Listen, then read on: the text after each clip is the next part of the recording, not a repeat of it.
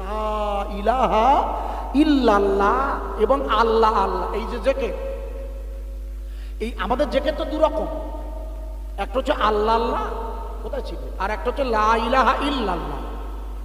আওয়াজ, এই দুটো হচ্ছে জেকের আমাদের। একটা জেকের হচ্ছে ইসমে জাত, আল্লাহ আল্লাহটা, আর একটা হচ্ছে ইসমে জাতের সাথে সাথে নফি আর ইসবাত, লা ইলাহা ইল্লাল্লাহ। এই দুটো জেকের কিন্তু মূল।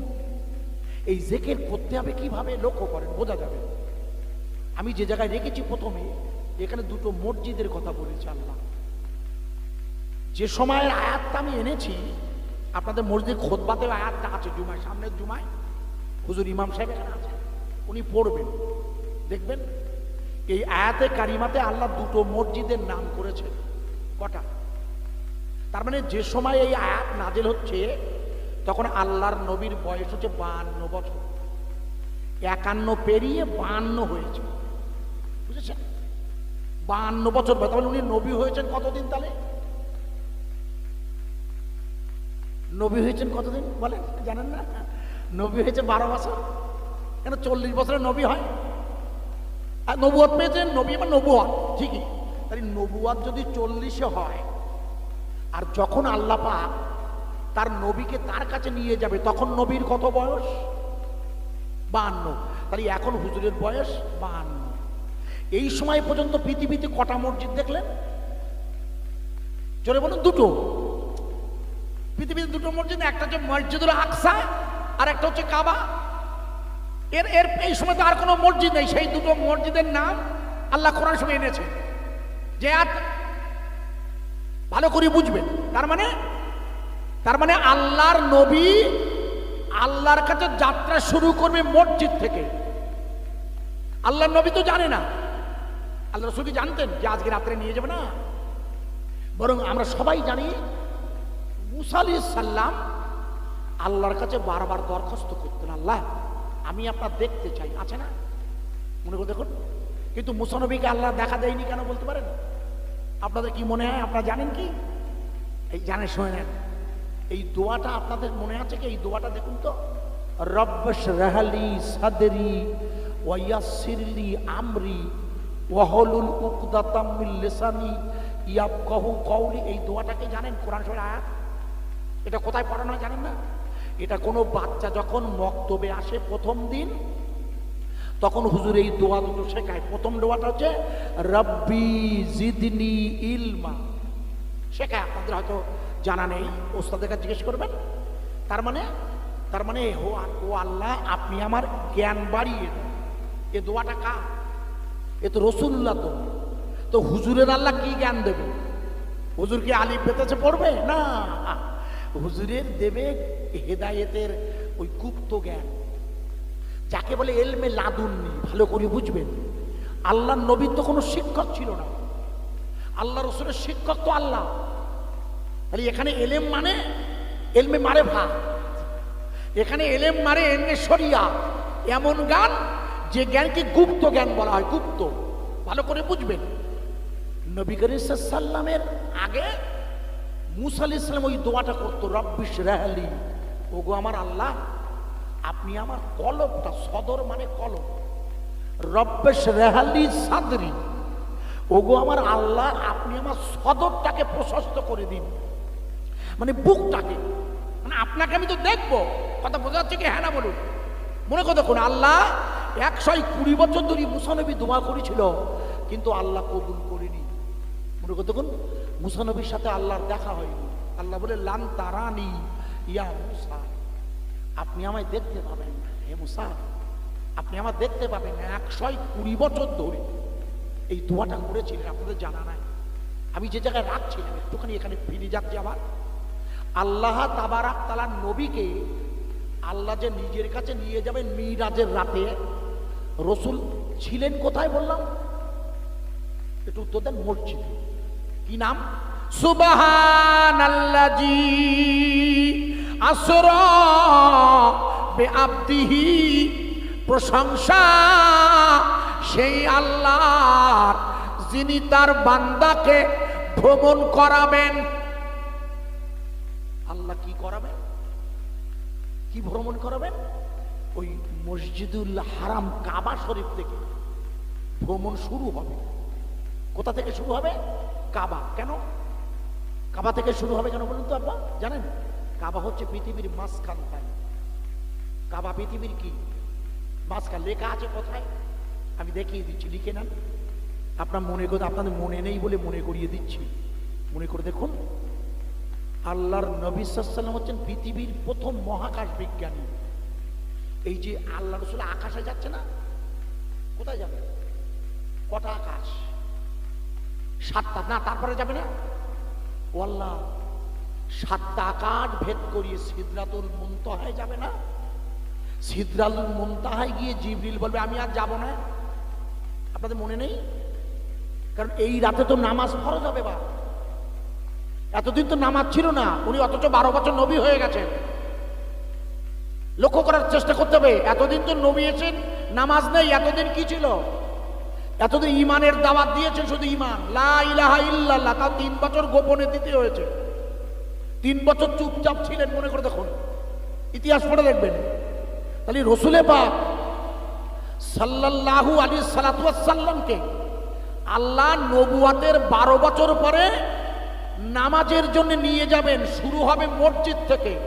এই জন্যে লক্ষ্য করুন, এই জন্য লক্ষ্য করুন, আমাদের ইমানের দাওয়াত এসছে মসজিদ কেন্দ্রিক।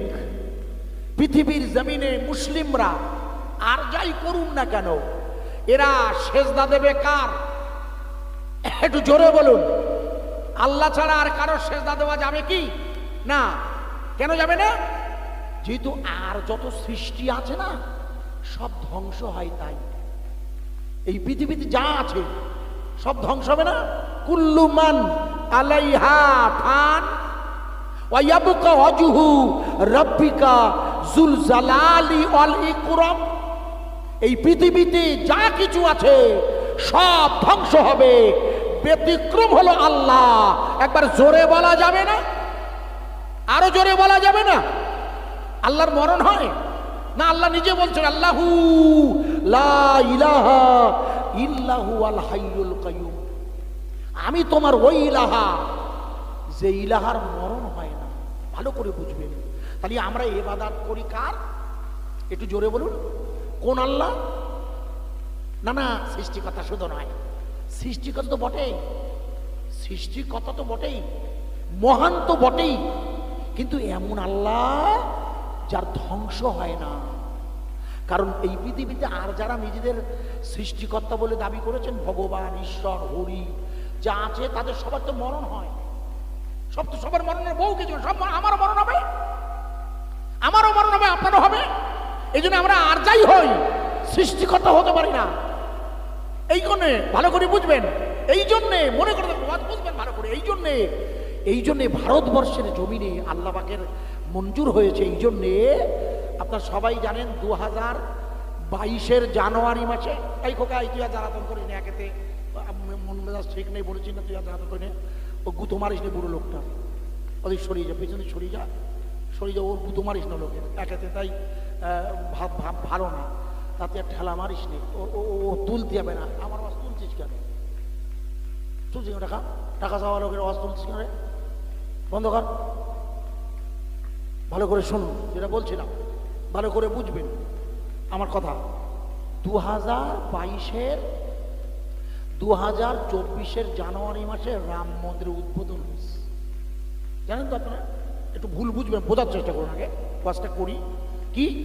ওটা একটা মন্দির উদ্বোধন হয়েছে, কিন্তু আসলে ওটা মসজিদ না, ওটা মসজিদ। আপনার আজ পর্যন্ত পৃথিবীর কোনো বিজ্ঞানীরা, কোনো দার্শনিকরা এবং কোর্টের বিচারপতি পর্যন্ত বলিয়ে দিয়েছে ওটা মসজিদ। সুপ্রিম কোর্টের 5 জন বিচারপতি, তাদের যিনি হেড, তার নাম রঞ্জন গগৈ, মুখস্থ করেন। উনি বলেছেন it is mosque is established in 1528 century. এটা হলো মসজিদ 1528 সালে জহিরুদ্দিন মোহাম্মদ বাবরের সেনাপ্রধান মীর বাকির নেতৃত্বে, ওটা আল্লাহর ঘর। একবার জোরে বলুন, আরো জোরে বলবেন না? মিরাজের রাতে আল্লাহ তার নবীকে নিয়ে যাবেন কোথা থেকে? ভালো করে বুঝতে হবে। মসজিদে কি হয়? না, মসজিদে আল্লাহর জিকির হয়, শুধু ইবাদত না, ওটা জিকির। আশ্চর্য, নামাজ খেলা জিকির বলেছে না? আল্লাহ, নামাজ হচ্ছে সবচেয়ে বড় জিকিরে আকবর। আল্লাহ বলছে আমি নই, নামাজ হলো বান্দার সবচেয়ে বড় জিকির, জিকিরে আকবর। এই জন্য আল্লাহ কোরআনে বলছেন, লিখুন ইন্নামা, লিখে নিন, ইন্নামাল মুমিনুনা আল্লাযীনা ইযা যুকিরাল্লাহ ওয়াজিলাত কুলুবুহুম। নিশ্চয়ই মোমেন যখন আল্লাহর জিকির করবে, মোমেন কোরআনের ভাষা আমার নয়, সূরা আনফাল, আপনার আলেম ওলামা ইউটিউবে তুললে আপনার আলেম ওলামা আমি বুঝি। ইন্নামাল মুমিনুনা, বাবু ইন্নামাল মুমিনুনা, আল্লাহ মোমেনের সংজ্ঞা দিচ্ছে। আপনি লক্ষ্য করে দেখুন মোমেনের সংজ্ঞা। আল্লাহ বলছেন নিশ্চয়ই মোমেন ওরা, আমি নয়, আল্লাহ বলছে ইন্নামাল মুমিনুনা আল্লাযীনা ইযা যুকিরাল্লাহ ওয়াজিলাত কুলুবুহুম। যখন তারা আল্লাহর জিকির করে তখন তাদের কলবটা ওয়াজিলাত হয়, নড়াচড়া করে, নড়াচড়া। কোরআন বলছে আল্লাহ আল্লাহ আল্লাহ বলে, যার বলবে তিনি নিজে শুনবেন। এই জন্য আপনার যদি আল্লাহ না বলে তাহলে এখন আপনি পূর্ণ মোমেন হননি। আপনি আমি সবাই, কেন? মোমেনের তিনটে ভাগ জানেন কি? জানা আছে কি? জানেন না কেন? মোমেনের প্রথম ভাগ হচ্ছে লা ইলাহা ইল্লাল্লাহ, মুখে বলা, এটা মোমেনের প্রথম পাঠ। আর লা ইলাহা ইল্লাল্লাহ এটা মোমেন কলব দিয়ে বলবে। হাদিসের ভাষায় ওকে বলে তাসদিক বিল কলব, বুঝেছেন? হাদিসে বলছে রাসূল তোমার বাম স্তনের দুধের নিচের লতিফা বলবে লা ইলাহা ইল্লাল্লাহ। তারপরে কি হবে? এটা হচ্ছে ইমানের দ্বিতীয় ভাগ। তাই প্রথম ভাগ কি? আল্লাহ আল্লাহ বা লা ইলাহা ইল্লাল্লাহ মুখে বলবে, যেটা আমরা মুখে জিকির করি। ওই জিকিরটা মুখে করা হয়, একেবারে জলি জিকির। ওই জিকিরটা দোষ নেই, কিন্তু ওই জিকিরটা টিকবে না বেশি দিন। কেন? মরণের সময় যেহেতু জবান চলবে না। মরার সময় জবান চলে না, যতক্ষণ খাবার থাকবে ততক্ষণ মরণ হয় না, মনে রাখবেন। আর জিহ্বার কাজ কি? খাওয়ার খাওয়া না, আর কথা বলা না। দেখবেন মরার আগে জিভ বন্ধ হয়ে যায়। এই জন্য রাসূল বলেছেন তোমরা কলেমা শরীফ ওর মাথার থেকে দূরে গিয়ে শোনা, ওকে দাও সূরা ইয়াসিন দূরে বসে শোনাবে, ওকে পড়তে বলবে না, হাদিসে এসছে। এই জন্যে এই লা ইলাহা ইল্লাল্লাহ আল্লাহ আপনার কলব দিয়ে বলাতে হবে। দুধের নিচের লতিফায় কলব বলবে। কেন? কারণটা শুনুন এবার। মনে করে আপনার মনে নেই, এবারে মনে করিয়ে দিচ্ছি। আল্লাহর নবীকে যখন জিবরিল মিরাজে নিয়ে যাবেন ঊর্ধ্ব জগৎ, যখন নিয়ে যাবেন তখন তো হুজুর কাবা চত্বরে ঘুমাচ্ছে। পালঙ্গা করে দেন, দিতে বলছি তো আপনি দেন। উফ, আপনি কথা শুনেন না কেন? আমার কথা শুনতে হয়। দিয়েছেন, দেবেন। যাদের পায়ে সমস্যা থাকে, আমি তো এখানে নামাজ পড়ছি না, আপনারা আমাদেরকে পা দেন, আমি তো নিষেধ করিনি, দিতে দিয়ে দিন। যেটা বলছিলাম, যখন রসুলে পাক রাতের বেলা, ভালো করে শুনে নিন, ঘুমিয়ে আছে, জিবরিল এসে ওনার বুড়ি আঙুল চুচ্ছেন। এই জন্য শরিয়াতে নিয়ম হলো যখন কেউ ঘুমায় তখন আমরা এই যে ডাকে এরাম করি, জোরে রাখা যাবে না। কেন? যেহেতু ঘুমানোর সময় রুহুটা বেরিয়ে যায়। জানা আছে কি? হ্যাঁ না বলে না। এই নাক ডাকতে বলো, খুব নাক ডাকতে, বউ বকতেছে নাক ডাকছে, কিন্তু রুহু নেই। এই জন্য ওকে আস্তে আস্তে ডাকতে হয়, জোরে ঠেলা দেওয়া নিষেধ। এই যে দেখেন অনেকে দেন ঘুমের মধ্যে মারা যায়, বলে স্ট্রোক হয়েছে। স্ট্রোক না, ও রুহুটা ফিরিয়ে আসেনি। আমি যখন ঘুমাই যে দোয়া পড়তেন, আল্লাহুম্মা বিসমিকা আমুতু ওয়া আহইয়া, আছে না দোয়া? এ তো দোয়া মরার ঘুমানোর সময় বলতে হয়। আল্লাহুম্মা, হে আল্লাহ, বিসমিকা, আমি আপনার নামে ঘুমাচ্ছি, আপনার নাম নিয়ে। আর যদি আপনি আমাকে জীবিত করেন, আহইয়া, কারণ জীবিত তো করবেন আপনি, আপনি ছাড়া কেউ করতে পারে না। আমার কথা বোঝা গেছে কি? এই জন্যে নবী করিম সাল্লাল্লাহু আলাইহি ওয়াসাল্লামকে জিবরিল কি করলেন? উনি ওনার পা চুষলেন। এর থেকে কি বোঝা যায়? এর থেকে বোঝা যায় ফেরেশতাদের চেয়ে মানুষের মর্যাদা বেশি। হ্যাঁ, কারণ ফেরেশতারাই মানুষ সৃষ্টিতে বাধা দিয়েছিল। আমাদের সৃষ্টিতে বাধা দিয়েছিল কে? ফেরেশতা না। আল্লাহ যখন বলেন আমি আবার একটা জাত বানাবো, ওয়াইজ ক্বালা রাব্বুকা লিল মালাইকা ইন্নী জাইলুন ফিল আরদে খলিফা, আল্লাহ বললেন, ফেরেশতারা বাধা দিল, কেন আবার বানাবেন? একটা জাত তো ছিল জিন, ওরা যা ঝামেলা করেছে দুনিয়া, আপনি আবার আর একটা পাঠাবেন? লম্বা কাহিনী, আমি ওদিকে যাচ্ছি না। তাই যে ফেরেশতারা আমাদের সৃষ্টিতে বাধা দিয়েছিল, তার মানে আপনারা ফেরেশতাদের চেয়ে মর্যাদাবান, লিখে রাখুন। এবং শেষ জমানার নবীর উম্মত বনী ইসরাইলের জমানার নবীদের চেয়ে মর্যাদাবান। কারণ বনী ইসরাইলের জমানার নবীরা ওই মুসা আলাইহিস সালাম আল্লাহর কাছে চেয়েছিল, রব্বে রাহলি সাদরি, আল্লাহ আমার বুকটাকে প্রশস্ত করে দেন, যাতে ওখানে পূর্ণ মাত্রায় আপনাকে দেখার ইমান ঢোকে। লক্ষ্য করুন, বোঝা যাবে। আমার কথা কি বোঝা যাচ্ছে? জিবরিল রসুলের ঘুম ভাঙালেন, মনে করে দেখুন, ঘুম ভেঙিয়ে রসুলের বুক চিরে ফেলেছিলেন না? কোরআনের ভাষা, আলাম নাশরাহ লাকা সাদরা। আল্লাহ নবীর বুক চিরিনি জিবরিল? আরে আল্লাহু আকবার, কোরআন শরীফে তো আছে। কবার চিরেছিল? মোট 4 বার, 4 টাইমস। এটাও জানেন না? আপনার দোষ না। আচ্ছা, হুজুরে বুক চিরবে কেন? আমরা বুক চিরি কখন? ওই বুক চিরাকে ময়না তদন্ত বলে এখনকার ভাষায়। ময়না তদন্ত কাকে বলে? যখন কেউ আত্মহত্যা করে অথবা হঠাৎ অ্যাক্সিডেন্টে মারা গেল, কিংবা সরকারের পুলিশের সন্দেহের মৃত্যুটা কিভাবে হলো। তাই রসুলে পাকের বুকটা চিরবে কেন? আল্লাহর নবীর বুকটা জিবরিল 4 বার চিরেছিল, 4 বার। প্রথমবার যখন চেরা হয়, হুজুরের বয়স তখন মনে করে দেখুন 2.5 থেকে 3।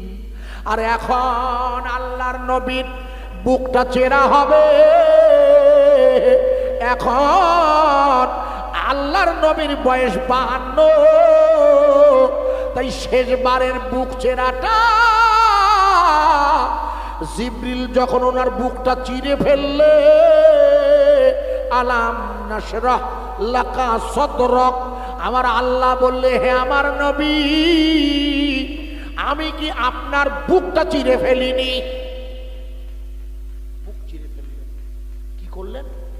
বামে স্তনের দুধের নিচ থেকে 21 গ্রাম ওজনের কলবের গোশতটা বার করেন। বুখারীর হাদিস। 21 গ্রাম ওজনের কলবের গোশত। আপনার কলবের গোশত কতটুকু জানেন না? ইজা মুদগাতান জাসাদা। আল্লাহ রাসূল বলে, তোমাদের শরীরে 1 টুকরা গোশত আছে, 1 টুকরা। বিজ্ঞানীরা বলেছেন 21 গ্রাম ওজন। কেন? আল্লাহ রাসূল বলেছেন, মানুষ যখন একটা পাপ করে তখন তার কলবে একটা করে দাগ পড়ে। এ জানুকে, আপনি একটা মিথ্যে কথা বললেন, একটা জেনা করলেন, পরের জমি ভাগরা করেছেন, যত রকমের কবিরা গোনা আছে, যদি আমরা করি, যে কেউ করে, তো এই করলে গোনা দাগ হয় কোথায়? কলবে। অথচ গোনা করতে শরীরে, বলো গোনা হচ্ছে কিসে? শরীরে। জেনা কিসে হয়? একটা মেয়ের সাথে আর একটা মেয়ের বুলবু ছেলের বুলবু, ছেলে ছেলে মেয়ে মেয়ে হয়, এখন হচ্ছে এরা বলে ভেস্টিমেন্ট বলা হয়, মানে সমকামিতা। এখন তো সরকার অ্যালাউ করেছে। যাও, তাহলে এই জেনা করছে শরীরে, দাগ পড়ছে কলবে। এটা কে বলেছেন বলুন? আল্লাহ রাসূল সাল্লাল্লাহু আলাইহি ওয়াসাল্লাম বলেছেন। আমেরিকার বিজ্ঞানীর অবাক যে মুহাম্মদ সাল্লাল্লাহু আলাইহি ওয়াসাল্লাম একথা বললেন কি করে? কারণ মানুষ যখন গোনা করে সে তো শরীরে করে। মিথ্যে কথা কোথা দিয়ে বলে? হ্যাঁ, জিভ দিয়ে। মুখ কেন? জিভ, মুখ আলাদা, জিহ্বা আলাদা আলাদা পার্টস, জিহ্বা দিয়ে। তাই জিহ্বা মিথ্যে কথা বলছে, আর দাগ পড়ছে কোথায়? কলবে। আমেরিকার বিজ্ঞানীরা বললে এটা হয় কি করে? মনে করে দেখুন, আপনাদের মনে নেই, আমেরিকার বিজ্ঞানীরা একটা মুমূর্ষ ব্যক্তির ময়না তদন্ত করেছিল মারা যাওয়ার পর। বহু টাকা দিয়ে লাশটা কিনে নেয়, অনেকটা টাকা দিয়ে লাশটা কিনে নিয়ে ওরা বুক চিরল। বুক চিরে দেখে বামের স্তনের দুধের নিচে সত্যি সত্যি একটা গোশ আছে। কিন্তু আপনাদের বাড়িতে ফ্রিজ আছে? বা আপনার আছে ফ্রিজ? ভাই আছে? যার বাড়িতে ফ্রিজ আছে দেখবেন ফ্রিজের মধ্যে যদি গোশ রাখেন ডিপে, দেখবেন 1 সপ্তাহ পরে গোশ আছে কিন্তু বরফের মধ্যে। গোশ আছে, গোশ নষ্ট হয়নি, কিন্তু গোশকে খেয়ে নিয়েছে কে? কিন্তু গোশ কমেনি। বলো, বরফের মধ্যে যে ফ্রিজের মধ্যে যখন গোশ রেখেছিলেন সেই 10 কিলোই তো আছে, গোশ তো কমেনি, কিন্তু গোশটা কি করেছে? খেয়ে ফেলেছে। কে খেয়েছে? বরফ। তাহলে ওই বরফ যদি গোশ খেয়ে নেয়, ওই বরফ গলিয়ে তাই গোশ বার করতে হয়। এটা সিস্টেম। নবী করিম সাল্লাল্লাহু আলাইহি ওয়াসাল্লাম বললেন, তোমরা যখন গোনা করবে তোমাদের কলবে মরিচা পড়বে, জং পড়বে। আমেরিকার বিজ্ঞান কি করে হয়, জং পড়বে কি করে? ওরা করলো কি, ওই কোষটা বার করলো, করি দেখে সত্যি তো ওর উপরে সাতলা জং, ওরা বাড়ি দিল, দেখে জং ঝুরি ঝুরি পড়ছে, কোষ এখনো বেরোয়নি। যখন জং ঝুরি ঝুরি পড়ছে তখন আমেরিকার বিজ্ঞানী 1450 বছর আগে রসুল তো ঠিক বলেছেন, মানুষ গোনা করে শরীরে আর দাগ পরে কলবে, পাপ করে শরীরে আর দাগ পরে কলবে, কলম মরচে পড়ে যায়, গোনা করে ওখানটায় দাগ হয়। ওরা কি করলো মনে করে দেখুন, ওরা ওর পরে আপনাদের মনে নেই, আমেরিকা থেকে 2 জন লোক পাঠিয়ে দিয়ে আল্লাহর নবীর লাশ চুরি করতে পাঠিয়েছিল, মনে করে দেখুন। ওরা বলে ওনার লাশ চুরি করি আনো, কেন? আমরা পরীক্ষা করে দেখবো ওনার কলবে কিছু ময়লা আছে কিনা। বোঝা যাচ্ছে ওরা বলছে আমরা দেখবো, কারণ মানুষের যদি পাপ করলে ময়লা হয়, কেন হয় তো হাদিসের কথা আপনারা মানেন তো, তাহলে ময়লা যদি হয় তার সাথে পরিষ্কার করতে হবে। আমরা দেখবো ওনার আছে কিনা, কেন? আমরা সবাই জানি একমাত্র নবী রসুলের কোনো পাপ নেই। কুল্লু বনি আদামা খাত্তাউন, প্রত্যেকটা আদম সন্তান গুনার সাথে জড়িত, প্রত্যেকটা আদম সন্তান। নবীদের কোনো গুনাহ নেই। ওরা বললো আমরা চেক করব, যাও পরে আসছি। যেটা বলছিলাম, জিবরিল করলো কি, আল্লাহর নবীর কলবটা বার করেছিল, হাদিস এসছে, জমজমের পানি দিয়ে ওই কলবটা জিবরিল ধুয়ে ফেলেছিল। এখানে প্রশ্ন হলো, আল্লাহর নবীর কি কোনো গুনাহ ছিল না? ছিল কি? তাহলে জিবরিল ধোবে কি? জিবরিল কি ধোবে? কথা বোঝার চেষ্টা করতে হবে।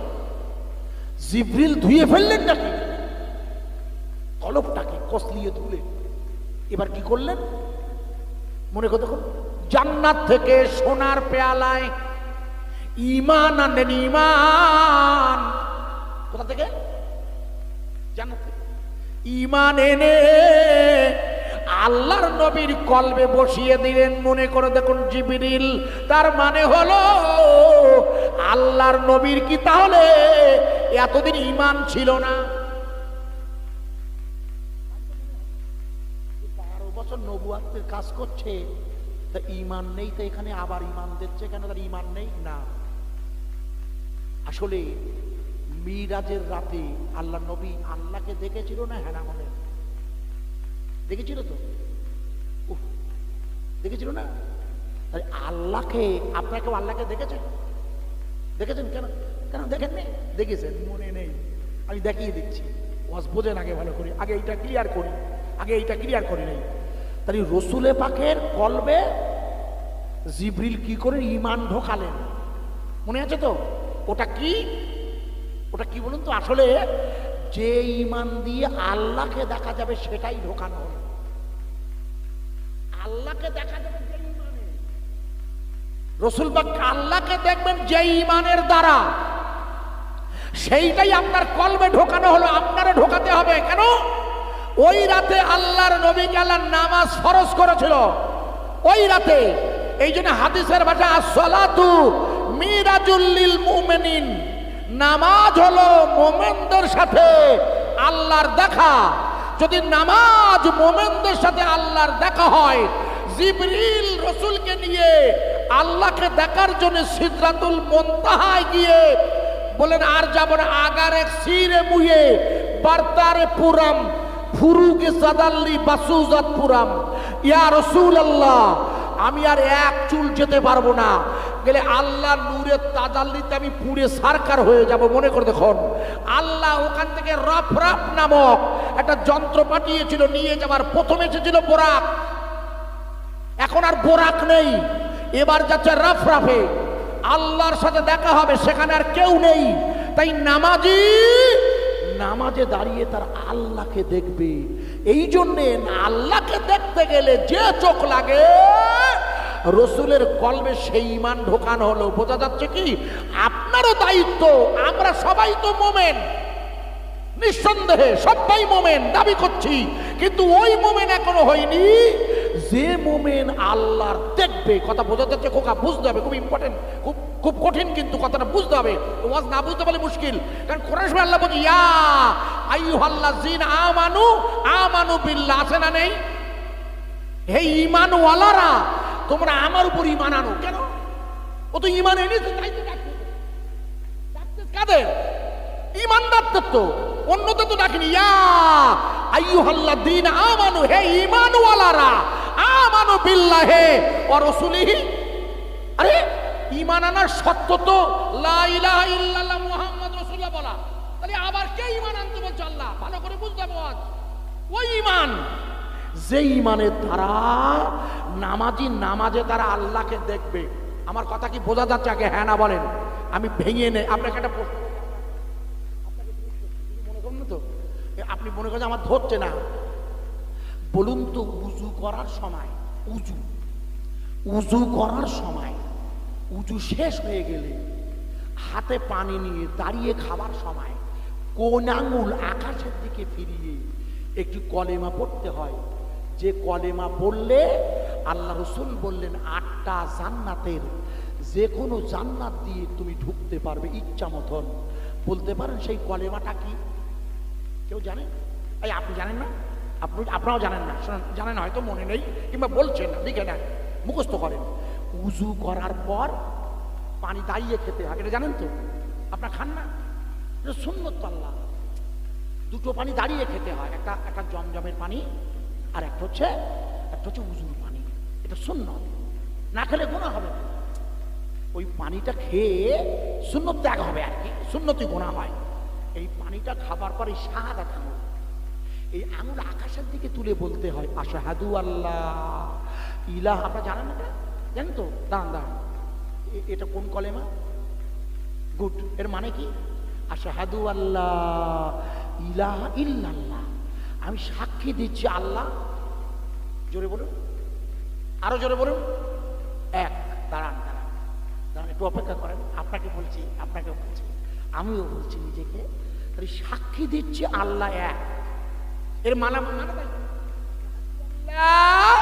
ইলাহা ইল্লাল্লাহ, তারপর আশহাদু আন্না পরে হবে। আগে প্রথমটার মানে করে আশহাদু আল্লাহ ইলাহা ইল্লাল্লাহ, সাক্ষী দিচ্ছি আল্লাহ এক। ভালো করে ওয়াজ শুনবেন ভাই। সাক্ষী কাকে বলে? সাক্ষী স্পটে কোনো ঘটনা ঘটা দেখাটার নাম সাক্ষী। আমি আপনার এই চক্কর কাছে আসিনি, আমার মনে পড়ে না আমি এসছি, আমার মনে পড়ে না, যার ফলে আমি রাস্তা ভুল করে সোজা ভোজপাড়ায় চলে গেছি, ওখানে জলসা হচ্ছে। ওই ভোজপাড়ার মোড়ের কাছে গিয়ে আমার চেনা আমাদের কুটুম আছে, ওরা বললে তাহলে এখানে না তো চক্কর কাছে পিছিয়ে এসছেন, আমি চিনি না, তাই এই ওই কোনা দিয়ে ঢুকলে হয়ে যায়। কিন্তু এই ভোজপাড়ায় গিয়েছি না চেনার কারণে। আমার কথা বুঝবেন ভালো করে, আমি এইটা বোঝাচ্ছি এই জন্যে, যদি কিছু আমি না চিনি তাহলে সেটা আমার ভুল হয়, তাই না? তাহলে ওখানে গিয়ে আমি কি দেখলাম, আজকে জিজ্ঞেস করবেন, একটা ছেলে আমার দিয়ে গেল, ওখানে গিয়ে দেখলাম ঝামেলা হয়েছে। আজকে খোঁজ নেন, ঝামেলা হয়েছে, ভুল বুঝবেন, আমি বোঝাচ্ছি। ওই ঝামেলা যখন হয়েছে তার একটু আগে আমরা ঢুকছি, পুলিশের গাড়ি বেরিয়ে গেছে জিজ্ঞেস করতে, আমাদের সাথে পুলিশ গাড়ি পাস করে বলে আজকের কথা বলছে, আজকে একটু আগে। আমার কথা বোঝাচ্ছে কি? এখন ওই পুলিশ এসেছিল কেন? ঝামেলা হয়েছে। তাহলে ঝামেলা যখন হয় তখন সেখানে স্পটে সাক্ষী লাগে না? স্পটের সাক্ষী যদি মামলায় না বলে যে ওইটা হয়েছে, তাহলে কিন্তু মামলা টিকবে না। আমি উদাহরণ দিচ্ছি, একটা গজল আপনারা সবাই শুনেছেন, ওই মাওলা বক্সের নাম শুনেছেন, বসিরহাটের দিগিরদার, আমরা একসাথে ওয়াজ করতাম, মারা গেছে। চিংড়ের মোড়ে বাস পড়িয়েছে, ওটা একটা গজল ছিল, মনে করতাম চিংড়ের মোড়ে বাস পড়িয়েছে, একটা গজল আছে। মাওলা বক্স প্রাণের বাপ আমার বলেছিল বাবা, খুব ভালো ওয়াজ করতো, মারা গেছে। আছে না লোক? ওই লোক ওই ওয়াজ করেছে, দেখবেন চিংড়ির মোড়ে বাস পড়লো, মনে আছে? চিংড়ির মোড়ে কনে, চিংড়ির মানে হলো বীরেমনগরের আগের ওই কোনাটা। চিংড়ির মোড় হলো আমাদের বীরেমনগরের আগের ওই কোনা একটা পুকুর আছে না, ওই পুকুরি বাস পড়িল, মনে করে দেখেন, আপনাদের মনে আছে যারা বয়স্ক মনে করে, আমি তখন পড়ে আমি জানি ওই যে বাস পড়িয়েছিল, মনে করে দেখুন পরের দিন কাগজে দিল 3 জন মারা গেছে। কজন মারা গেছে? 3 জন। 84 বাস পুরো শেষ না? 84 এ তরণীপুর টু সংগ্রামপুর, তখন ব্রিজ হয়নি, পুরো শেষ হয়ে গেল না, শুধু একটা লোক বেঁচে ছিল, মেটডন্ডি বাড়ি আমাকে, সে না খাই রাম করেছিল, তাই আজ বেলগড়িয়া না আর একটা দুটো তালি, যাই হোক, তাহলে বেঁচেলো কদিন, একটা দেখতো। আচ্ছা ধরুন আপনার কথা শুনেছি 4টে বেঁচে, তা পুরো বাস তো শেষ, কিন্তু মিডিয়ায় দিল 3টে। কেন? ওই মিডিয়ায় দিয়েছে 3, সরকার সাক্ষী চায়। কোর্টে যখন কোনো মামলা উঠবে তখন সাক্ষী দিতে হবে। আমার কথা বোঝা যাচ্ছে না? কোর্টে কোনো মামলা টিকবে না। আমি উদাহরণ দিচ্ছি, একটা উদাহরণ দিচ্ছি, বুঝতে পারেন আপনারা। একটা উদাহরণ দিচ্ছি, মনে কথা আপনার মনে নেই, মনে কথা ছেলেটার বাড়ি হচ্ছে হাওড়া জেলা আমতায়।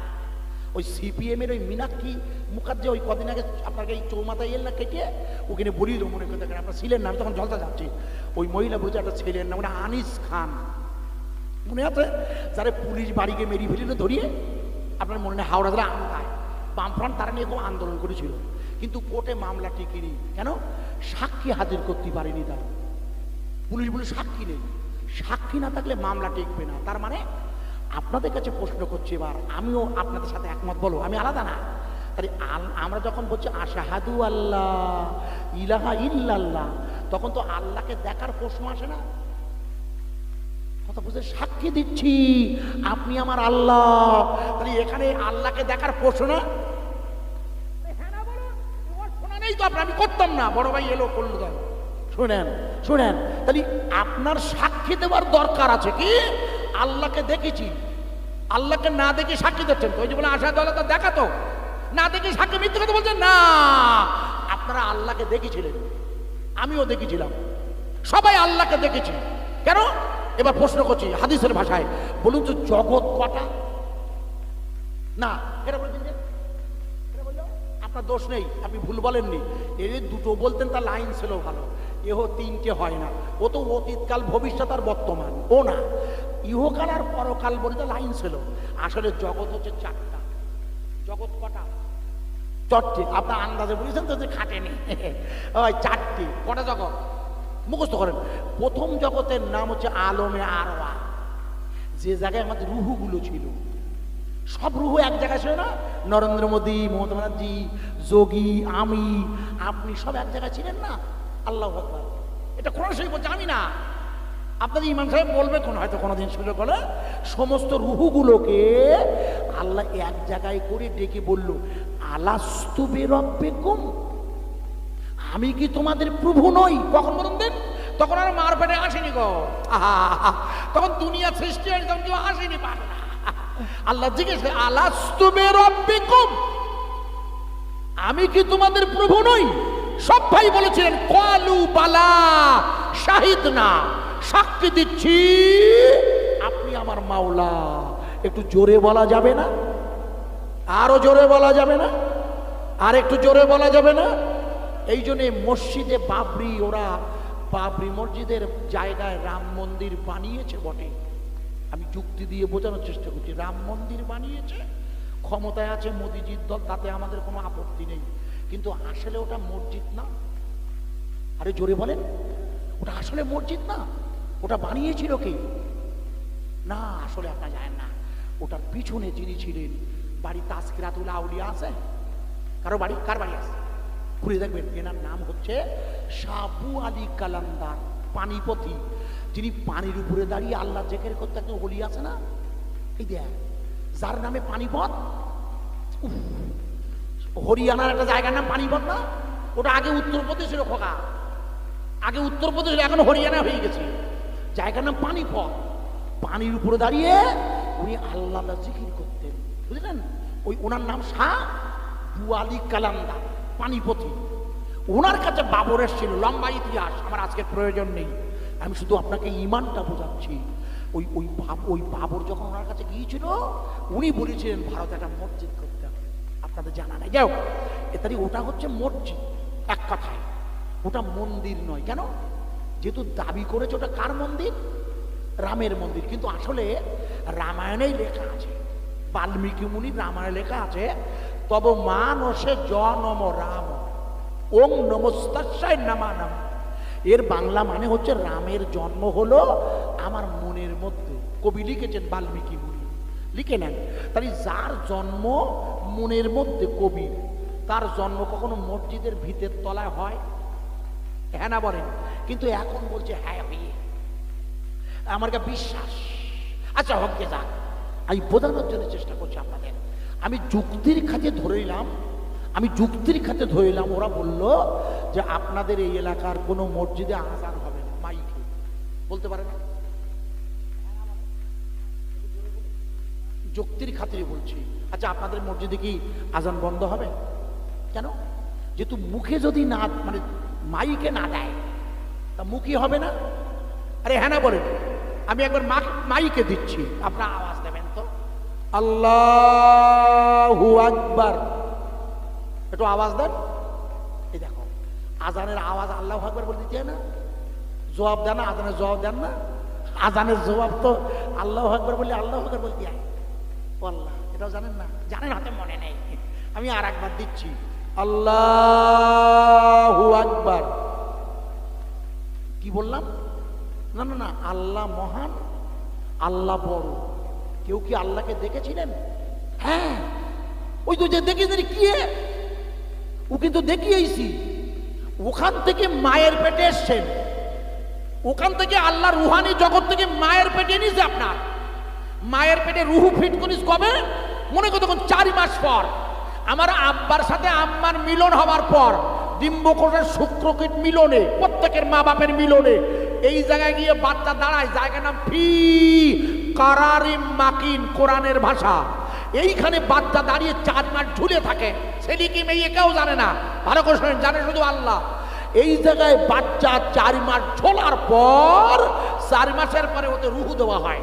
যেই রুহু ফিট করে সেই বাচ্চা নড়ে ওঠে। মা বলে, এই দেখো এই দেখো এই দেখো আমার নড়তে জন্য। ওই প্রথম বলে হাঁটবেন না, বোঝার চেষ্টা করেন। তাহলে 4 মাস পর রুহু দেওয়া হয়। কোন রুহু? যে রুহু আল্লাহকে দেখে এসেছিল, যে রুহু দেখিয়ে বলেছিলাম কলু বালা। এখানে সে মনে নেই, বা এখানে মনে নেই বলিয়ে যত ঝামেলা। যদি মনে থাকতো না ঝামেলা হয়তো। নরেন্দ্র মোদী কি মসজিদ ভাঙতি, মন্দির কর্তৃপক্ষ হ্যাঁ না বলো, বোঝার চেষ্টা কর। ওর কাছে যদি মনে থাকতো, আমার কেউ ছিল না। কিন্তু কপাল ভালো, রসুল আমাদের মনে করিয়ে দিয়েছে, আশহাদু আল্লাহ ইলাহা ইল্লাল্লাহ। এটা দ্বিতীয় কলেমা। এই 5টা কলেমা না মুখস্থ করতে ইমান না। ইমানদারের 5টা কলেমা মুখস্থ রাখতে বলো। যাকে যাক, অত বললি সে কেউ বসবে না, মানে একটা খুঁজে পাওয়া যাবে না 5টা মুখস্থ কার আছে। যে জায়গায় রাখছিলাম ছোট্ট করে শোনেন। তাহলে ও দুবার দিয়েছে আল্লাহু আকবার, তার মানে আল্লাহ মহান, আল্লাহ বড়। কথা বোঝার চেষ্টা করো ভাই। ওরা মন্দির উদ্বোধন করেছে কার নামে? রাম। বলুন তো, রাম কোন শব্দ? ভালো হয়ে রাম হচ্ছে, লেখো আব্বা, রাম হলো হিব্রু ভাষা। রাম কি ভাষা? হিব্রু। হিব্রু ভাষা কোনটা জানেন না? আবার যাতে আমার ভাই, মোট কেতাব 4খানা না, আর 106 পা। তো 104খানা কেতাবের ঈমান আনতে, এটা জানেন তো? আমানতু বিল্লাহি ওয়া কুতুবিহি। এই 104টে কেতাবের বড় কেতাবের প্রথম কেতাবের নাম জাবুর, আর নবীর নাম দাউদ। মনে করে দেখুন, আর ভাষা হলো হিব্রু। হ্যাঁ, তৃতীয় কেতাবের নাম কি? দ্বিতীয় কেতাবের নাম তাওরাত, মুখস্থ করেন। নবীর নাম মুসা আলাইহিস সালাম, আর ভাষা হলো তিবিয়ানি। তৃতীয় কেতাবের নাম ইনজিল, নবীর নাম ঈসা রুহুল্লাহ, ভাষা হলো সিরিয়ানি।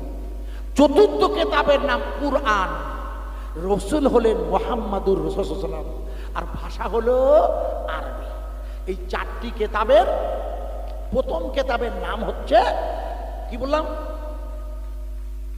জুবরুনা। ইমান নেই তো, ইমান থাকবে না, আল্লাহ কিছু যায় না।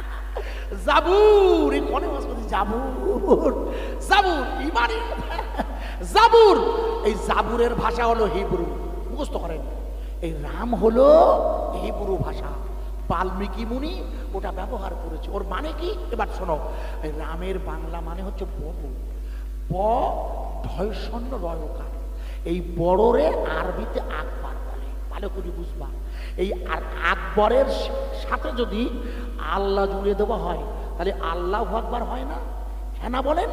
এটা বুঝতে পারছেন না ওয়াজ? এই জন্যে সংস্কৃত ভাষা বলা হয়েছে ওয়াল্লাং জ্যেষ্ঠাং ওয়াল্লাং শ্রেষ্ঠাং ওয়াল্লাং পারানাং সারানাং ব্রহ্মাম। এই পৃথিবীর একমাত্র সৃষ্টিকর্তা হচ্ছে আল্লাহ। এই সংস্কৃত ভাষায় যাকে আল্লাহ বলে, আরবিতে তারই বলে আল্লাহ। একবার জোরে আমি আজান দেব, আল্লাহু আকবার। জোরে বলবেন আল্লাহু আকবার। বলেছেন বলেছেন বলেছেন, হ্যাঁ বলেছেন তো। এবার আমি মাইকটা বোধহয় বন্ধ করা যায়, বন্ধ করার লাইন নেই দেখছি, বন্ধ করিয়ে মনে করেন আমি বন্ধ করে দিচ্ছি, মনে বন্ধ করি। এখন খালি চলবে না, বন্ধ হবে। আমি খালি গলায় আজান দিচ্ছি। আপনাদের মসজিদে যারা মুয়াজ্জিন সাহেব যিনি আছেন, মাইক না থাকলে খালি গলায় দেয় না, আমরা খালি গলায় দেব আল্লাহু আকবার। এ নাম চলবে না, বন্ধ হবে। আরে জোরে বলুন, আরো জোরে। জমিনের মালিককে, রুজি রোজগারের মালিককে এখানে বসিয়ে রেখেছে কে? আমরা ইবাদত করি কার? এই জন্যে আমরা ওই মালিকের ইবাদত করি যে মালিকের মরণ হয় না। ভগবান রামের মরণ হয়ে গেছে, রাম মন্দির হতে পারে, কিন্তু আমাদের ভারতবর্ষের মুসলমানদের তাতে কোনো যায় আসে না। হাজার মন্দির হলো ইমানের কালেমার দাওয়াত চলবে না, বন্ধ হবে। আরে চিল্লে বলুন, আরো জোরে বলা যাবে না? নারায়ে তাকবীর। জমিনের মালিককে, রুজি রোজগারের মালিককে এখানে বসিয়ে রেখেছে কে? তাবারুক খাবে কে? তাবারুক খাবে আল্লাহ। এইটা আমি ইচ্ছা করে করেছি, এইটা আমার ইচ্ছা করা, এটা আপনাদের কোনো দোষ নেই। আমি দেখছিলাম ধরা পড়েন কিনা। আপনি বলিয়েছেন ঠিকই, টানে টানে যা বলিয়েছেন খারাপ বলেননি। ওটাও সোয়াব হবে, গোনা হবে না। তাবারুক তো খাবো আমরা, খোকারা করেছে ছেলেরা। আক্তারুল ওই ছেলেটি দাওয়াত করেছিল, প্রথম করে মুরারির সাথে গেল লোকেরা, যাই হোক যোগাযোগ করিয়ে দেয়। আপনার তাবারুক করেছে। আল্লাহ যদি হায়াতে না রাখে তাহলে তো খাওয়া হবে না। সেই জন্যে আপনি খারাপ বলেননি, আল্লাহ খাবে। ভুল খুব একটা হয়নি ভাইয়া। আমি আপনাকে যে জায়গায় রাখছিলাম এখানে আলোচনার এই জায়গাটায়, তাহলে আল্লাহ তাবারাক তাআলার রসুলের কলবে ঈমান ঢুকিয়ে দিয়েছিল জিবরিল। কোন ঈমান? যে ঈমানের দ্বারা রসুল মিরাজের রাতে আল্লাহকে দেখেছেন। আর আমরা তার উম্মত, আমরা নামাজের মধ্য দিয়ে তাকে দেখব। এই জন্যে উজু করার পর শাহাদাত আঙুলটা উপরে দিয়ে ওই কলেমাটা পড়তে হয়। বোঝা যাচ্ছে কি ওয়াজ? আশহাদু আল্লাহ ইলাহা ইল্লাল্লাহ কখন পড়তে হয়? আঙুল উঁচু করে দিয়ে। ওতে আমরা কি বলি? সাক্ষী দিচ্ছি আপনি আমার আল্লাহ, সাক্ষী দিচ্ছি। আর আল্লাহকে যেহেতু দেখেছিলাম, মনে নেই তাই কি? মনে নেই তাই কি? এই যে জগতে আছি, প্রথম জগতের নাম ছিল আলমে আরওয়া। এখন যে জগতে আছি এই জগতের হচ্ছে আলমে দুনিয়া, 2 নম্বর জগৎ। 3 নম্বর জগতের নাম মুখস্থ করেন, আলমে বারজাক, যাকে বলে কবর জগৎ। আর চতুর্থ জগতের নাম হচ্ছে আলমে কিয়ামত। মোট 4টি জগৎ। প্রথম জগতে আমরা ছিলাম মার পেটে, এসে এখন দ্বিতীয় জগতে বর্তমান। এই জগৎ থেকে আল্লাহর কাছে ফিরে যাবার আগে যেখানে পৌঁছাতে হবে তার নাম কবর জগৎ। ভালো করে ওয়াজ বুঝবেন। তাই এই জগৎ থেকে কলবে ঈমান নিয়ে যেতে হবে, কারণ কবরে গেলে আপনাকে যখন প্রশ্ন করা হবে তখন ঈমানের প্রশ্ন হবে। প্রথম প্রশ্ন মান রব্বুকা। প্রথম প্রশ্ন ঈমানের না? প্রথম কি নামাজের? না, নামাজের প্রশ্ন তো কিয়ামতে। সে তো কিয়ামত, কিয়ামত পর্যন্ত যাওয়া হন পরে, ও তো 4 নম্বরে। আর নিয়ত রাখেন যেন কিয়ামতে আল্লাহর সামনে না উঠতে হয়। কারণ আল্লাহর সামনে উঠতে গেলেই ভালো করে বুঝবেন, আল্লাহ যদি ধরে কারোর ক্ষমতা নেই হিসেব দেওয়ার। এই জন্য এমন একটা দল রাসূল বলেছে যাদের হিসেব হবে না। তারা কারা? বুখারীর হাদিস এসেছে, ভালো করে লিখে নেন। আল্লাহর কিয়ামতের মাঠে রাসূল বললেন, সাহাবারাও অবাক হয়ে যাবে, জিয়া আল্লাহ আপনার পাশে ওরা কারা? হুজুর বলছেন ওরা হলো আল্লাহর সেই জাকেরিন বান্দা যারা আল্লাহর ডান হাতে বসে থাকবে বিচারের দিন। ওদের কোনো হিসেব হবে না। কথা বোঝা যাচ্ছে কি? তারা কারা? তারা হচ্ছে উম্মতে মুহাম্মাদির জাকেরিন বান্দারা।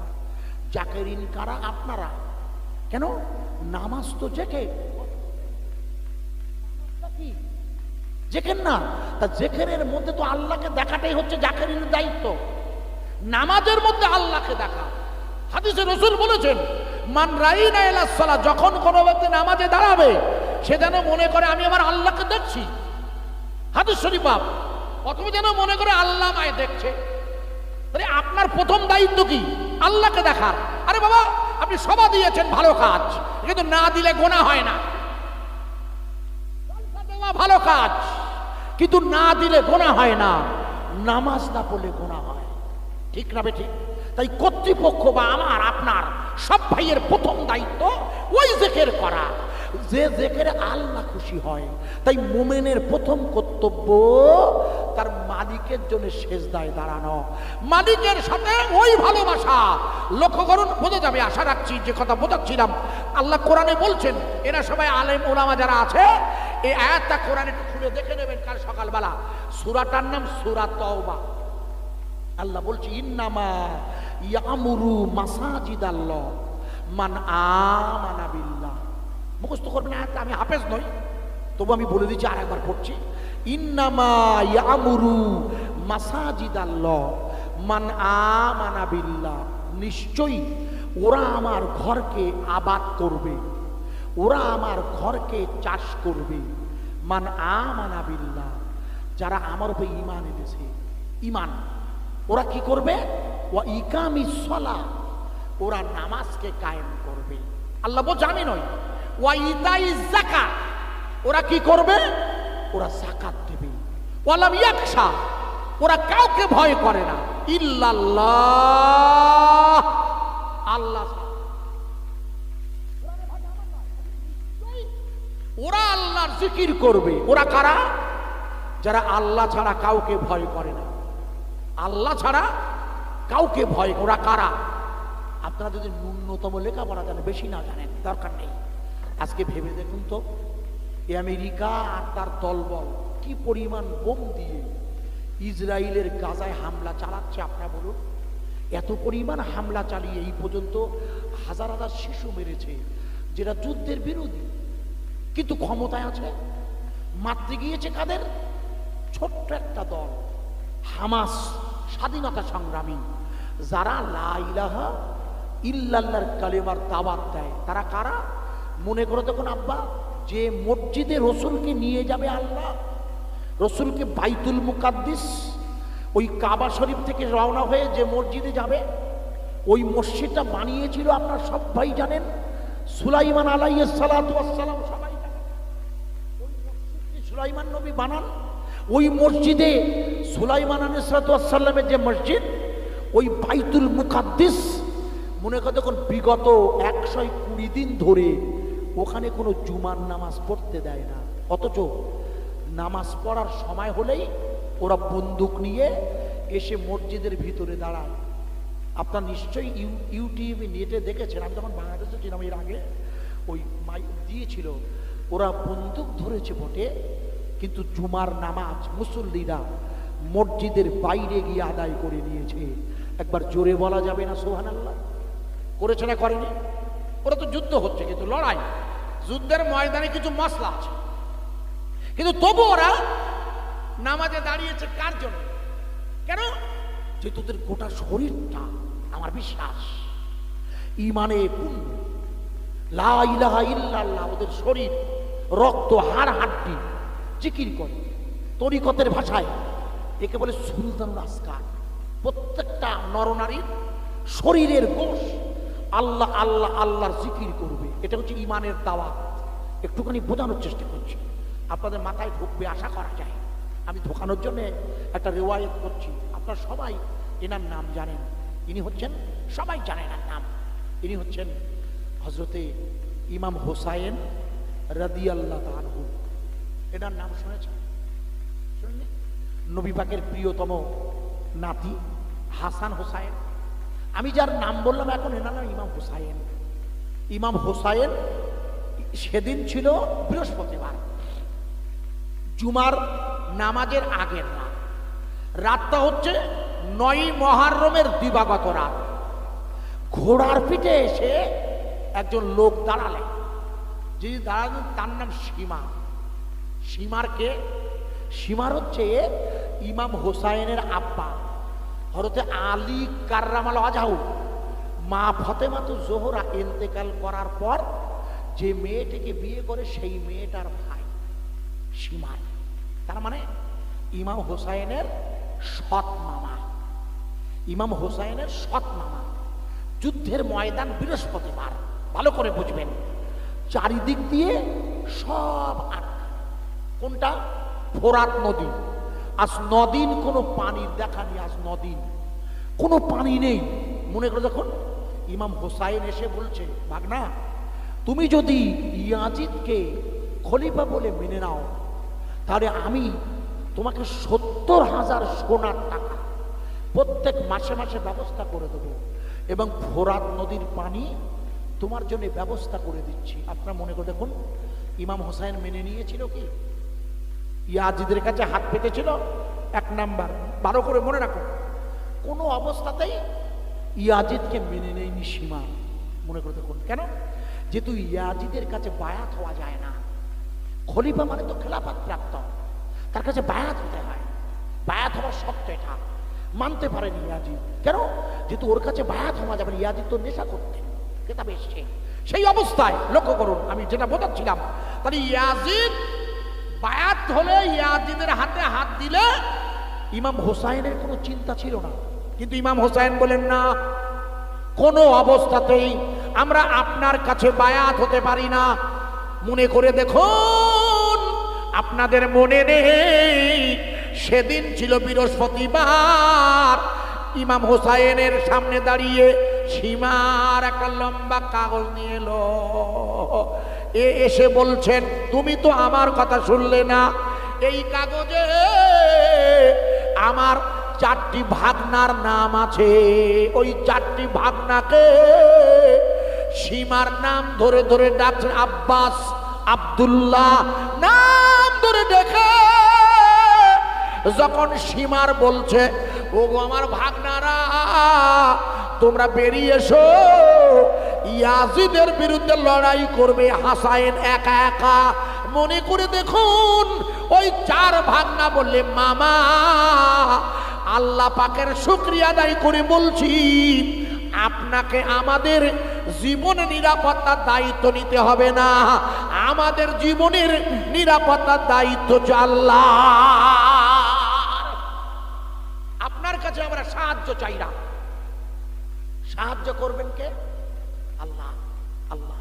ভাই, আজকে 120 দিন হয়ে গেছে যে এলাকায় যুদ্ধ হচ্ছে, ওই এলাকায় বিজ্ঞানীরা বলছেন, যুদ্ধবিদরা বলছে যে এই যে হামাস বাহিনী ওরা ঢুকে আছে সুড়ঙ্গের মধ্যে। কিসের মধ্যে? ওরা আছে কিসের মধ্যে? সুড়ঙ্গের মধ্যে। ছোট্ট করে একটু বলছি, 1 মিনিট। আপনার মনে করে দেখুন, এখান থেকে কিছুদিন আগে আমাদের ভারতবর্ষের উত্তরাখণ্ডের একটা জায়গার নাম ছিল সিন্দাওয়ারা, যে জায়গায় রাস্তা করতে গিয়ে সুড়ঙ্গ, রাস্তা মানে সুড়ঙ্গ, পাহাড়ের তলা দিয়ে করতে গিয়ে পাহাড় ধসে গিয়ে 41 জন শ্রমিক পাহাড়ের মধ্যে আটকে গেছিল। মনে আছে আপনাদের? 41 জন শ্রমিক ওই পাহাড়ের ভিতরে আটকে গিয়েছিল। কেন? ওরা গিয়েছিল কি করতে? রাস্তা করতে, রাস্তা। কিন্তু পাহাড় ধসিয়ে কজন শ্রমিক? 41 জন। আপনার মনে করতে, আপনার মনে নেই? ওই যখন আটকে গেছিল আব্বা, ওই সময় আমেরিকার প্রেসিডেন্ট এখন যিনি আছে, উনি ভারত সরকারকে বড় একটা মেশিন পাঠিয়ে দিয়েছিল, দিয়ে বলেছিল যে এই মেশিন দিয়ে আপনার ড্রিল করিয়ে লোকগুলোকে বার করিয়ে আনেন। আপনাদের মনে আছে কি জানি না, লাইভ দেখাইছে, লিভ বলা হয়, জীবন্ত ছবি দেখাচ্ছে, যেমন এরা দেখায় ক্যামেরায়, ওই রকম দেখাচ্ছিল। 15 দিনের মাথায় মেশিনটা ভেঙে গিয়েছিল। কতদিনের মাথায়? 15 দিন। তাহলে এই লোকগুলোকে আর উদ্ধার করা যায় না 15 দিন পর্যন্ত। মনে করতে ওই সময় উত্তরাখণ্ডের মুখ্যমন্ত্রী ফোন করেছিলেন একজন ভদ্রলোকের কাছে, তিনি মুসলমান, নাম তার মোহাম্মদ মেহবুবুর রহমান, মুসলমান ভদ্রলোক। তাকে ফোন করি বলল, ভাই আপনাদের দলে লোক আছে কজন? বলে 12 জন। ভাই এ যাদের ডাকছে এরা কারা? মুসলমান। ভালো করে বুঝবেন। কবে ডাকছে? 15 দিনের পর। 15 দিন ওরা আটকে ছিল 17 দিন। 15 দিনের মাথায় যাকে ডাকছে তিনি মুসলমান। এদের দল আছে 12 জন। এরা কি করে? এরা হাতের ছেনি দিয়ে পাহাড় খুঁড়িয়ে গর্ত করিয়ে ওর মধ্যে সুড়ঙ্গ করে। এদের অভিজ্ঞতা আছে। এই লোকগুলো বাড়ি হচ্ছে দিল্লিতে, যেখানে 2021-এ দাঙ্গা হয়। ওই লোকগুলোকে বললো আপনারা কোথায় আছেন? বলে আমরা দিল্লিতে আছি। বলে দাঁড়ান, প্রধানমন্ত্রীর লোক যাচ্ছে, আপনাদের নিয়ে আসবে, এক্ষুনি দাঁড়ান আপনারা। বলে কেন? বলে আজকে 15 দিন হয়ে গেছে, আমেরিকা মেশিন দিয়ে আমাদের উদ্ধার করতে বলেছিল, কিন্তু মেশিন ভেঙে গেছে। এখন আপনাদের দরকার আমাদের। আমার কথা বোঝা যাচ্ছে কি? আপনাদের যে লোকগুলোকে ডাকছে এরা বলে সব মুসলমান, অথচ মনে করতে আজকে ভারতবর্ষে মুসলমান মানেই এরা বলে সন্ত্রাসী। ওই হামাসের যোদ্ধা শুরু হয়ে বলেছিল এরা হলো সন্ত্রাসী, এরা মুসলমান, সন্ত্রাসী বলেছিল আমাদের প্রধানমন্ত্রী পর্যন্ত। ভুল বুঝবেন না। দেখুন এই যখন এদের ডাকা হলো 12 জন সব মুসলমান, এদের যিনি হেড তার নাম মেহবুবুর রহমান।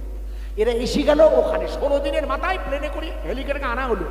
এসে 16 দিনের সকালবেলা থেকে ওরা হাত দিয়ে গর্ত করেছিল। মনে করে দেখুন 17 দিনের মাথায় প্রথম মুন্ডুটা ঢোকানোর মতো গর্ত খুঁড়তে পারে।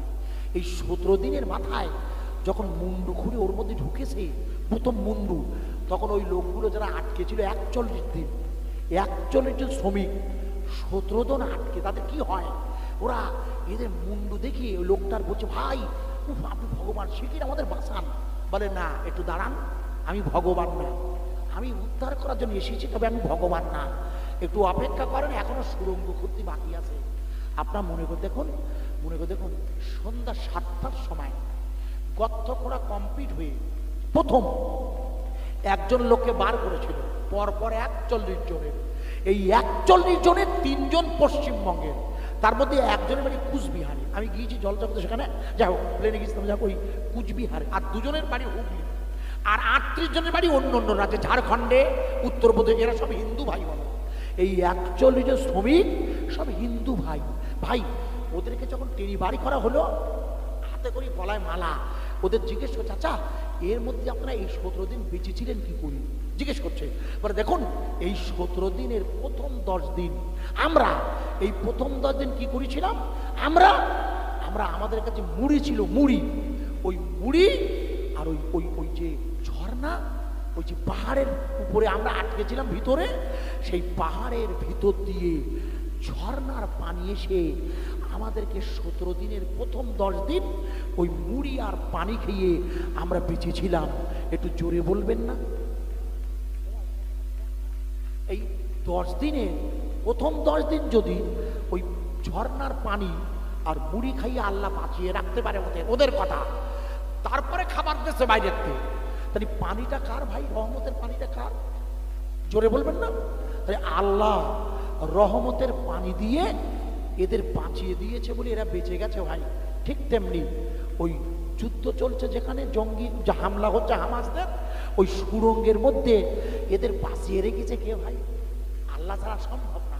তাই ইমাম হোসাইন বললেন, লিখে নেন, ইমাম হোসাইনের মামা আমি আপনার কাছে সাহায্য চাই না, আপনাকে সাহায্য চাই না, আপনি যান। মনে কতক্ষণ পরের দিন ছিল শুক্রবার, জুমার দিন, 10ই মহররম। কারবালার যুদ্ধ শুরু হয়েছে। মনে করে দেখুন একে একে সব শহীদ হয়ে গেছে। ইমাম হোসাইন পুরুষদের মধ্যে একা, আর 2টো বাচ্চা ছেলে বেঁচে আছে, জ্বর, আর মেয়েরা আছে বেঁচে। সীমার বললে হোসাইন সব তো শেষ, তুমি আমার কথা মানলে না, ফোরাত নদীর পানিও বন্ধ। ইমাম হোসাইন বলে মামা আপনি আমাকে 2 রাকাত নামাজ পড়তে দেন। বলে তোমাকে 2 রাকাত নামাজ পড়তে দেবো না। আমি বলে কেন? বলে তোমাকে 2 রাকাত নামাজ পড়তে দেবো না কেন? আজ শুক্রবার তো, তা 2 রাকাত নামাজ তো জুমার নামাজ পড়তে দিতে হবে। আমি তোমাকে জুমার নামাজ পড়তে দেবো না, আমি তোমাকে 2 রাকাত জোহরের কসর নামাজ পড়তে দেবো। যেহেতু তুমি মক্কা থেকে এসেছো, তো তুমি ভ্রমণ করেছো, সফর, 2 রাকাত জোহরের কসর পড়ো। ইতিহাস খুলে দেখবেন ইমাম হোসাইন রাদিয়াল্লাহু আনহু যুদ্ধের ময়দানে আল্লাহর দিকে খেয়াল করে, কলবে খেয়াল করে উনি নামাজে দাঁড়িয়েছেন। যখন নামাজ পড়ছে, সীমারের দল এত পরিমাণ তীর মেরেছিল আব্বা, একটাও তীর নামাজের অর্থ ইমাম হোসাইনের শরীরে লাগে না। একটু জোরে বলা যাবে না সুবহানাল্লাহ? হুজুর নামাজ পড়ছে কার? একটা না, একটানা নামাজ চলছে, ওরা এত তীর মেরেছে, একটাও তীর ইমাম হোসাইনের গায়ে লাগেনি। একটু জোরে বলতে পারেন না সুবহানাল্লাহ? মনে করে দেখুন নামাজ শেষ হয়ে গেছে, নামাজ, উনি ডান হাতে জুলফিকার তলোয়ার নিয়ে ফোরাত নদীর তীরে এসে আজলা কেটে পানি তুলেছিল। ইতিহাস করে দেখবেন, উনি আজলা কেটে পানি তুলেছিল। বলো 20,000 সৈনিক ছিল ইয়াজিদ বাহিনী, 20,000, আর এরা তো 72 জন। এরা কজন? মাত্র 72 জন, ইতিহাসে এসে 72 জন, আর ওদের ছিল 20,000। তাই 20,000 সৈন্য লড়াই করছে 72 জনের বিরুদ্ধে। আজকে গোটা ইউরোপ মধ্যপ্রাচ্যের বিরুদ্ধে ওই ছোট্ট সংগঠনের বিরুদ্ধে লড়াই করছে। ছোট্ট একটা দল, তো আমার কথা বোঝাচ্ছে কি বাবা?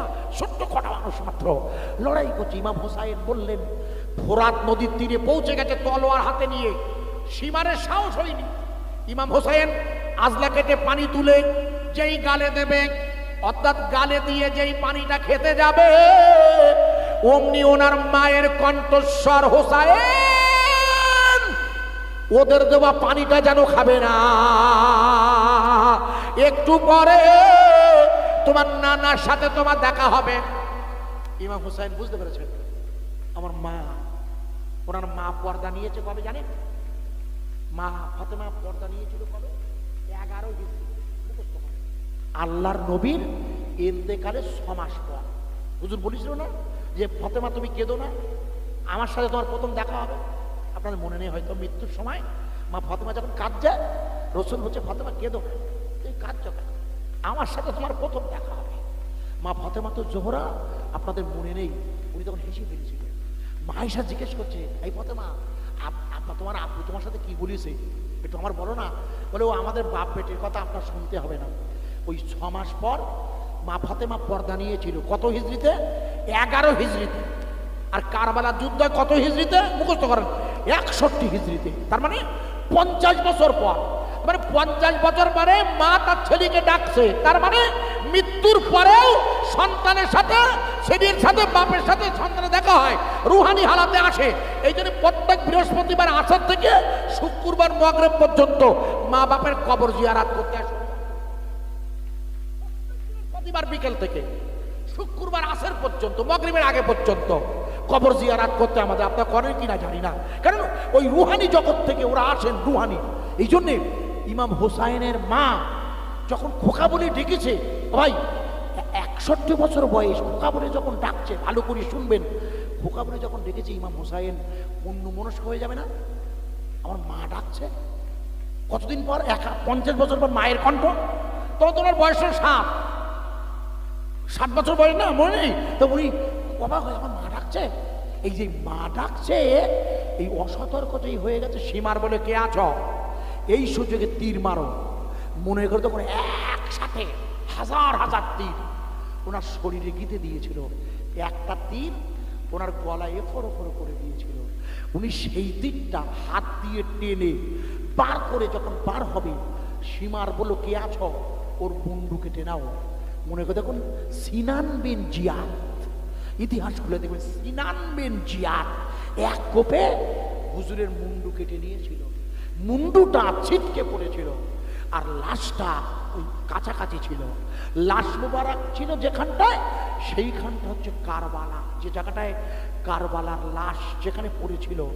ইতিহাস খুলে দেখবেন আব্বা, 10 জন ঘোড় সওয়ার, মানে ঘোড়ার পিঠে যারা সোয়ারি হয়, 10 জন ঘোড় সওয়ারকে ডেকে সিনান বিন জিয়াদ, সীমার ইমাম হোসাইনের লাশের উপরে দবিয়ে দিয়েছিল।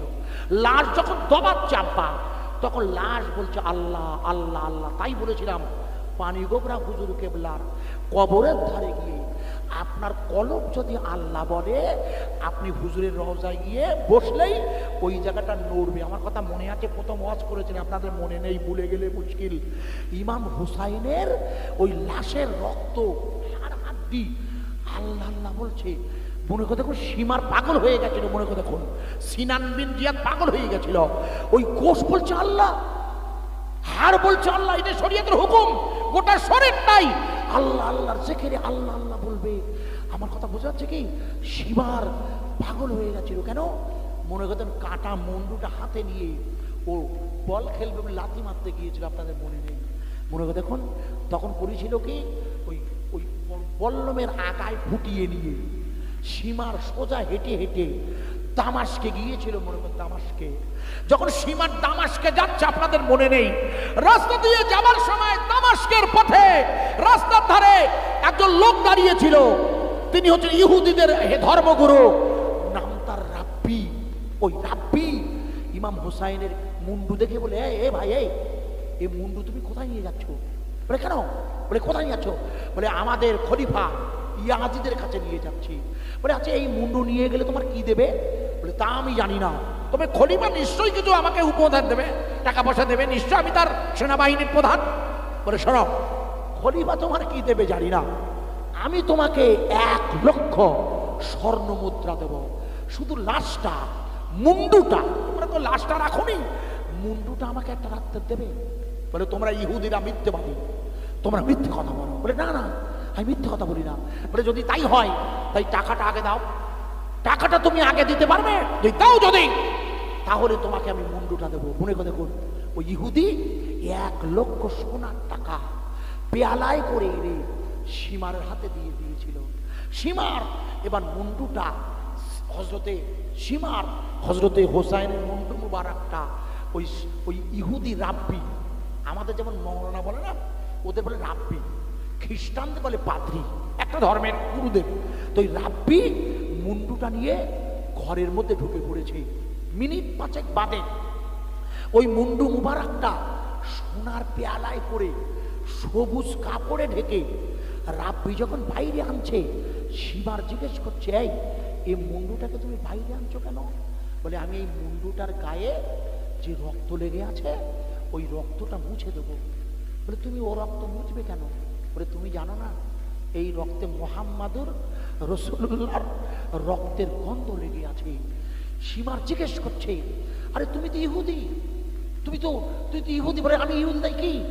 আমাদের ধর্মগ্রন্থের নাম তো তাওরাত, আমাদের ধর্মগ্রন্থ শনিবারে পড়া হয়, বর্তমানে যার নাম তোরা। আমরা আমাদের ধর্মগ্রন্থ মুসা নবীর ওই তাওরাত পড়তে গিয়ে মুহাম্মাদুর রাসূলের নাম পেয়েছি, আমরা ওনার নাম পেয়েছি। তাই আমরা জানতাম আপনি ওই মুন্ডুটা নিয়ে যাবেন। বলে আপনি ওই মুন্ডুটা আমার কাছে এনেছেন, এখন কথা বলবেন না। আমি তো 1 লাখ টাকা দিয়ে দিয়েছি, আমি সুন্দর করে গোসল দেব, জমজমের পানি দিয়ে ওই মুন্ডু মুবারকের রক্তটাকে মুছে মুছে সুন্দর করে সোনার পেয়ালায় ইহুদি ঘরের মধ্যে নিয়ে গেল। রাত 12টা বাজে, ইহুদি বর্ণনা করেছে, আমি লক্ষ্য করে দেখি আমার গোটা ঘরটা নূরের আলোয় আলোকিত হয়ে গেছে। আমি লক্ষ্য করে দেখি আমার ঘরের মধ্যে মুহাম্মাদুর রাসূলুল্লাহ হাজির হয়েছে, আমার ঘরে মা খাদিজাতুল কুবরা হাজির হয়েছে, আর মা ফাতেমা তো জোহরা, মা ফাতেমা বলছে, হোসেন, আমার হোসেন, ওরা তোমাকে জমজমের নয় ফোরাতের পানি খেতে দেয়নি, আমি তোমার মা ফাতেমা এসেছি, তুমি চিন্তা করো না বাবা, একটু পরে তোমার সাথে তোমার আন্না নাজির দেখা হবে। ওই ইহুদি রাব্বি মুন্ডু মুবারকটা নিয়ে গভীর রাতে সোজা পৌঁছে গেছে সীমারের কাছে। এই না আপনি মুন্ডু মুবারকটা, বলছে এত রাত এখনো তো ভোর হয়নি। বলে আমি আর রাখতে পারছি না, আমার সাহস হচ্ছে না, তবে সারা তুমি জানো এই মুন্ডু মুবারকের সাথে বেয়াদবি করবে না। বলে কেন, কি হয়েছে? বলে আমি এই মুন্ডু মুবারকটা যখন আমার ঘরে রাখলাম, আমি অবাক হয়ে দেখছি ওই মুন্ডু আল্লাহ আল্লাহ আল্লাহ আল্লাহ বলছে। বসিরাটের আল্লামা তার তরিকত দর্পে লিখেছে, মুমিন যখন জিকির করতে করতে আল্লাহওয়ালা হয়ে যায়, ওর গোটা শরীরের পশম আল্লাহ আল্লাহ আল্লাহ বলে। ইমাম হোসেনের শরীর আল্লাহ আল্লাহ বলছে। আর একটু আগে আমার ঘরে মুহাম্মদ মুহাম্মাদুর রাসূলুল্লাহ এসেছিল, আমার নবী এসেছে, খাদিজা এসেছে, মা ফাতেমা। আমি নিজেই ঈমানের কলেমা পড়ে মুসলমান হয়ে গিয়েছি। খবরদার, তুমি জানো এই মুন্ডু মুবারকের বেইজ্জতি করবে না, খবরদার। আমার লোক তোমার সাথে সাথে যাবে, ইতিহাস খুলে দেখবেন ওই মুন্ডু মুবারকটা নিয়ে ইয়াজিদও কেঁদে ফেলেছিল। যদিও শত্রুপক্ষ ছিল, তবু মুন্ডু মুবারক হাতে নিয়ে ইয়াজিদও কেঁদেছিল, কারণ মুন্ডুর সমস্ত অঙ্গ আল্লাহ আল্লাহ আল্লাহ। ওয়ালাম্মা তাম্মা মিন হামলিহি শাহরানি আলা আশহুরিল আকওয়ালিল মারবিয়া তুওয়াফিয়া বিল মদিনাতি শরীফাতি আবুহু আব্দুল্লাহ। আমার তরফ থেকে বিদায়ের আগে একটু সালাম পাঠ করব, যে যেখানে দাঁড়িয়ে আছি। ইয়া নবী সালাম। দান করেন আপনি এনে আমার অপমান করেছেন। ইয়া রাসূল সালামুন আলাইকা, ইয়া হাবিব সালামুন আলাইকা, সালাওয়াতুল্লাহ আলাইকা, ইয়া শাফিআল মুজনাবিন। তয়েফের পল্লী শহরে আপনি যান ইসলাম প্রচারে। কত মার মারলো আপনারে, আপনার ওই নূরের বদনে। ইয়া নবী সালামুন, ইয়া রাসূল সালামুন, ইয়া হাবিব সালামুন আলাইকা, সালাওয়াতুল্লাহি, ইয়া শাফিআল মুজনাবিন। মিরাজের পবিত্র চাঁদে সইলাম সব আমরা একসাথে। চক্রগাছির দিনী মাজমাতে সবাই জানাই সালাম সোনার মদিনাতে।